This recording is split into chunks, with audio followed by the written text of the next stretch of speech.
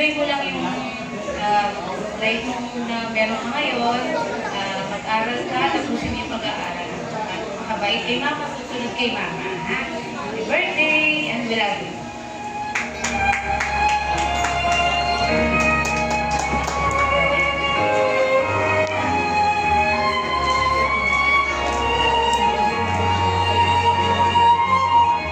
Thank you, Miss Jane, or Tita Jane.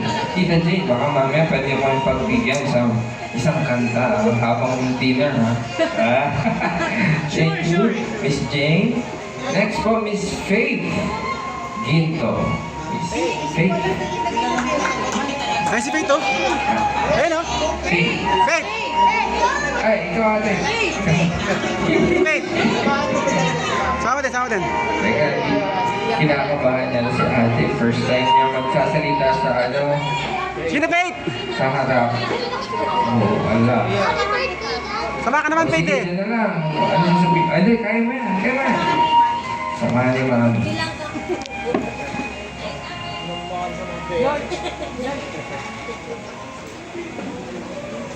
Happy birthday, Ate Jody.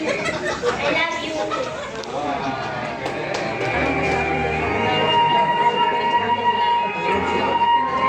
Sige, very good. Galing short and sweet. Happy birthday, Ate Jody. I love you.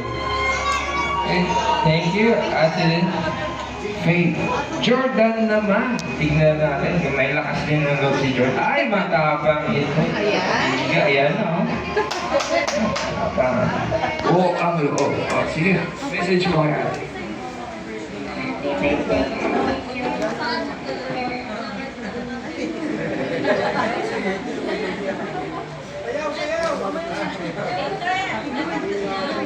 Picture tayo with picture kayo ni ate. Ilang taon si... Ano naman, 6 years old. Very taka pa. Ito, ako. Pag sabi kong, like a virgin. Lalaki ako. Ikaw dapat mag-ano yan. Ikaw mag-ano yan. Ilan na lang guys? 1, 2, 3, 4, 5 na lang yata. Next po, may I call Miss Catalina La Reflection. Cabra. Kaya do it 20 lang, hindi ka na yan. Palakpakan Tita Catalina. Ayun, nag-jerky. Okay lang, itong diburin niya. Jane, Jody, happy birthday mo.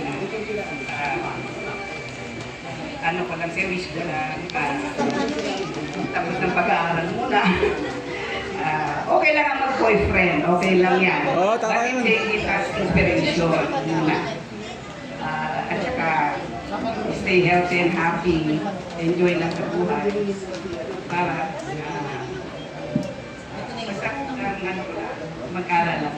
Okay? Take it as pangaral. Okay. Thank you. Happy birthday.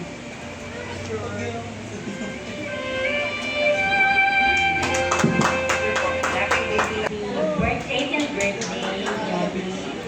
Wish ko lang sa'yo, mag-aaral ng maigi para makatapos. Lagi susunod sa magulang para good health. Yes! Alright.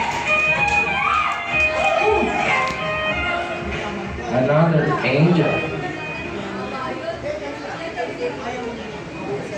Jody, first of all, happy 18th birthday.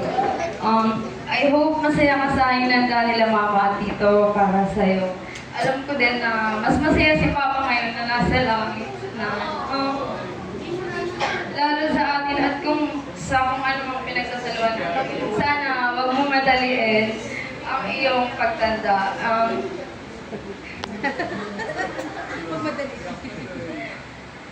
Just enjoy and do what makes you happy with the limitations. Limitasyon na hindi porket pinapayagan ka, nagagalit. Kapag hindi nasusunod ang gusto, nagagalit. Kasi hindi sa lahat ng oras nabibigay at mabibigay ang gusto. At sana wag mo masamain kapag napagsasabihan ka. Para sa iyo yun, hindi hindi para sa akin. Huwag ka matakot na magkamali. Pero kailangan mo na maging matalino sa pagdedesisyon palagi. Lagi mong tatandaan na palagi nandito si ate para sa'yo. Hindi ko man madalas maparamdam yun, pero nasa puso at isip ko yun. Kaya sana mas maging malinaw sa'yo yun. Grow as an adult na. Sana unahin at galingin mo palagi sa pag-aaral mo at sana kilalanin at mas mahalin mo palagi ang sarili mo. Again, happy birthday to mahal na mahal ko palagi.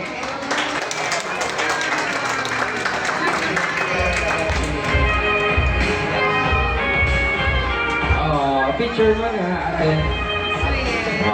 Naramdaman ko ba yun? Okay, ramdam ko yun. Ang love ni ate.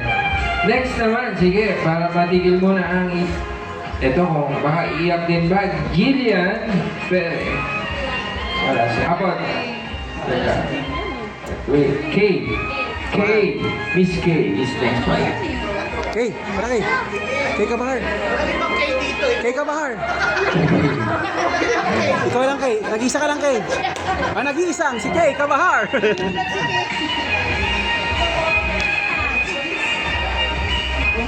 Hello, happy birthday, Audie.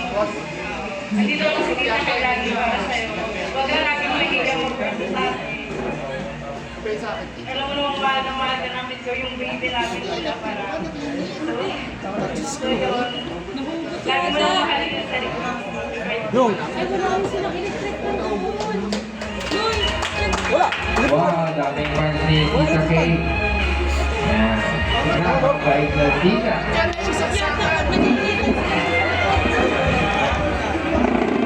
Kapatid ni Mami Gemma. Ito. Si Tita Kay. Okay, so that concludes our 18 candles. Palakpakan po natin sila. Nakapantay. Thank you po for the wonderful Naka-transformer messages. And tatanungin ko kung sino nagugutom na, meron na ba? Pumalakpak muna dyan.